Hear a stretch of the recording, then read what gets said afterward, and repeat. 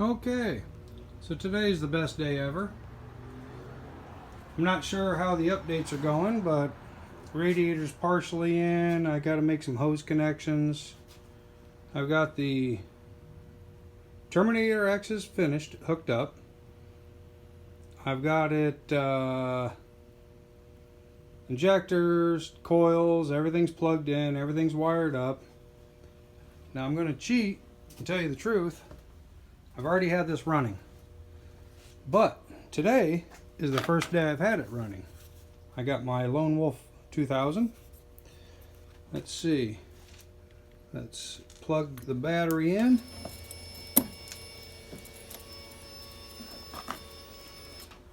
Let's see, Terminator X coming up. Everything looks good. Now here's the thing. I've been trying for a month, 6 weeks, trying to get this to start and run. It'd run for about 3 seconds and then die. Well, you see that right there? Throttle position sensor. The number 3, that is how far open your throttle is, obviously. That's been my problem. That used to be 0. When it's 0, that means the blade is all the way closed. So there's no air going in. Well, what they do is they put in a IAC, idle air controller. That means it allows so much air, so the air comes in here, runs through there, and it goes in the IAC. It opens up so much to allow so much air for when you first start it up and to control your idle speed and all of that. Problem is, either mine doesn't work or the computer hasn't learned it well enough yet. I'm not sure. But, see, as you can see, everything's hooked up. Everything looks good. I did add in a fuel pressure sensor, and down there, right there, is an oil pressure sensor to make sure everything's good.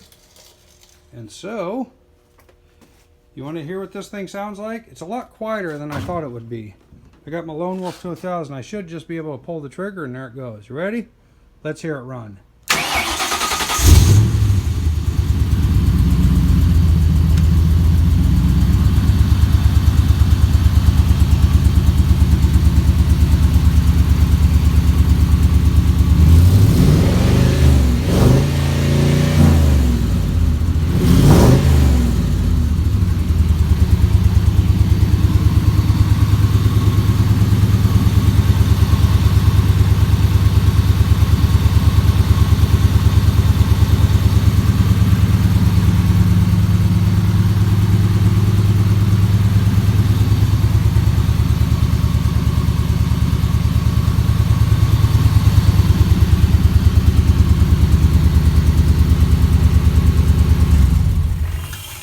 Okay, so now you've heard it. I've heard it.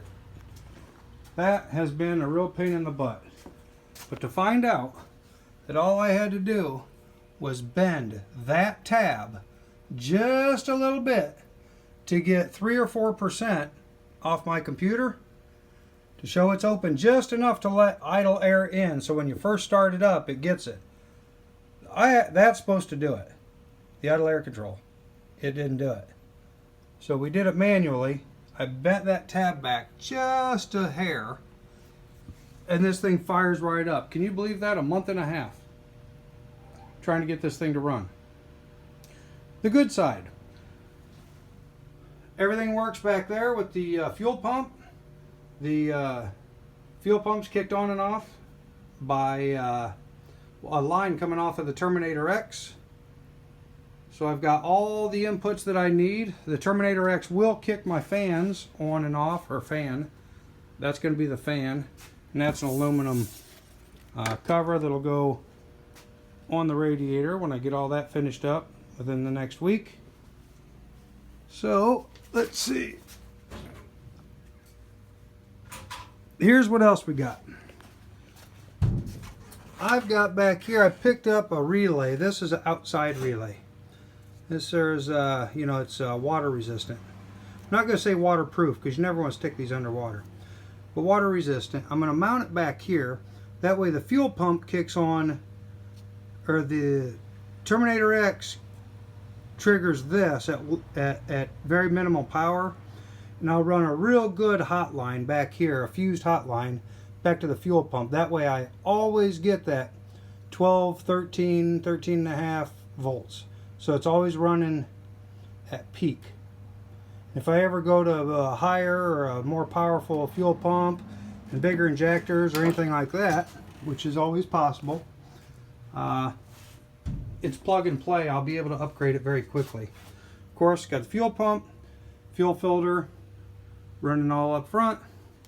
I've gotten my new brackets for my rear brake lines, so now I can connect these brake lines so they're not just sitting there dangling, and then I'll be able to bleed them out. I put my hoop back in temporarily, and the reason is, on this car, when you install the seat belts, a regular lap belt would work fine, but I need shoulder belts. Well, there's no place other than, say, that to connect the seat belts to. Well, what am I going to connect seat belts to on that? Nothing. So if you look at the back of the car, if you look back there, you can see it goes all the way to the back. There's a nice little cubby hole back behind the seats. Be a nice package shelf. Well, if the seat belts run behind the seat, through that package shelf, through the fiberglass, to a steel bar. I'm putting a steel bar in. It'll come up, there's two reasons for this.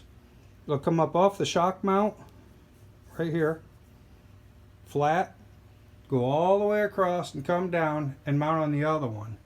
And it'll sit up inside that pocket right there. Okay? And what I'll do, if you got a Cobra, you know, those are your two hoop marks, there's your back hoop mark.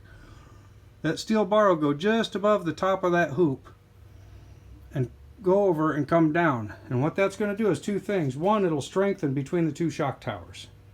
And yeah, I know I'm adding 5 pounds of weight, but I don't care.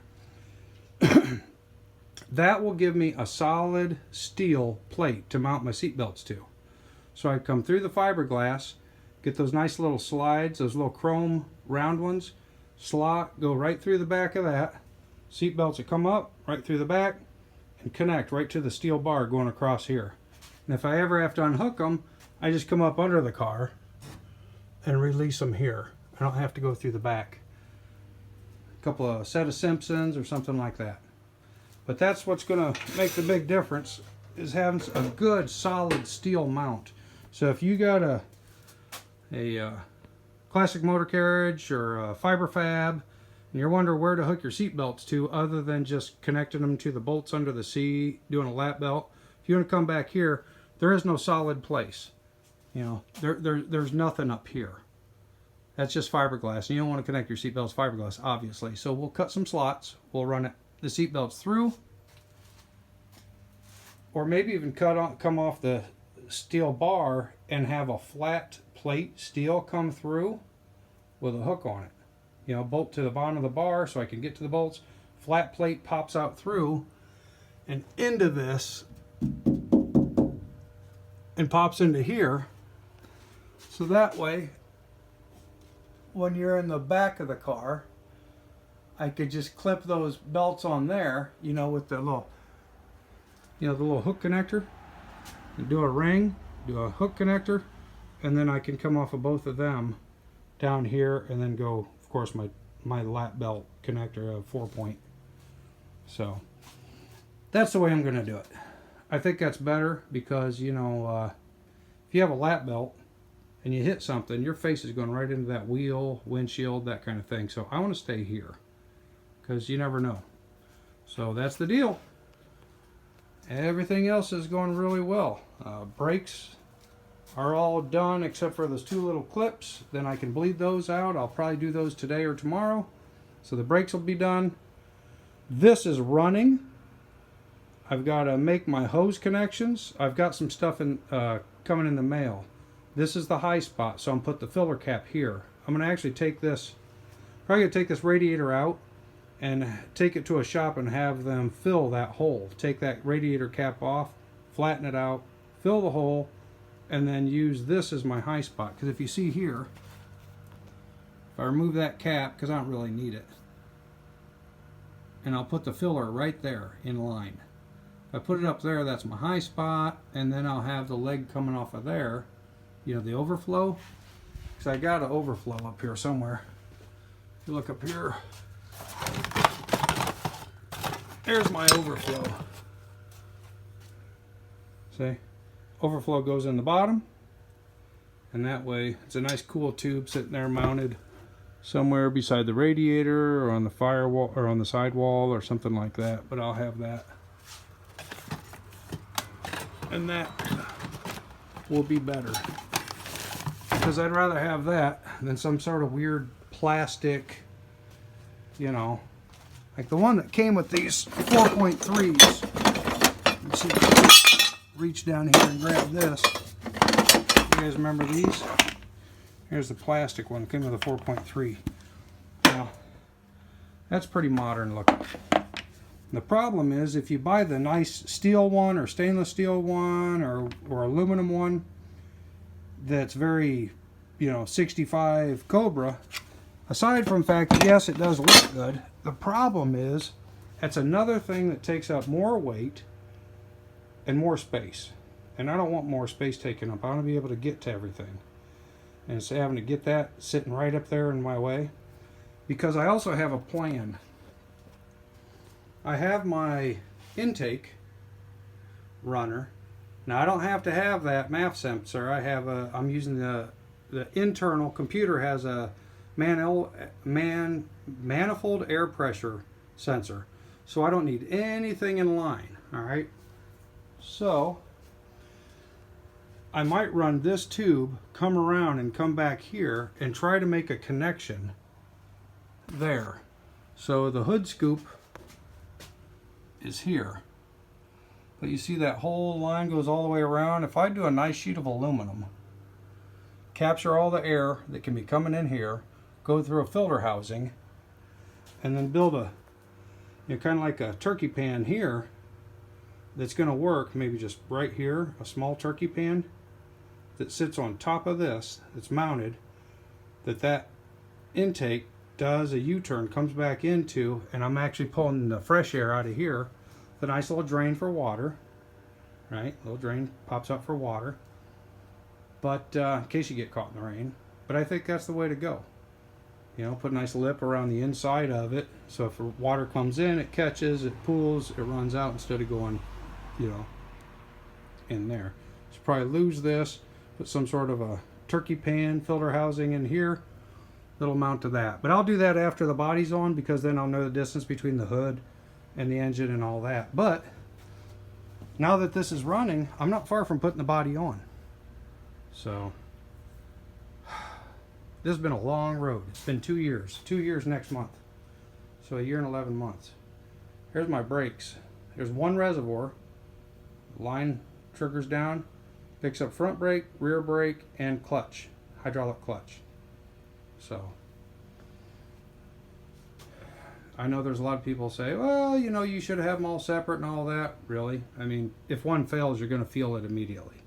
So it doesn't really matter. You're done, you're pulling over, you know, that'll be fine. I might even put in a, come out of here with a rubber tube and then put a solid tubing, come around like this, and then go back to soft tubing and tie each one in. Just make it look really nice. A little more solid. But yeah, she starts, she runs, and pretty soon she's gonna go. And then we'll take her around the neighborhood, you know, and see how she does. Oh yeah, my son. We got his 90. It's got bad gas in it. I'm cleaning it out. Figure it's time to play a little bit. So mostly with winter coming, you know, it gets cool down here in North Carolina, but it didn't really snow. But you know, maybe an inch a year. So, but if it snows, I gotta have some fun on this thing. I'm from Indiana, so I'm used to a lot of snow. But yeah, there it is. That needs to go on there. You agree? Like, share, subscribe.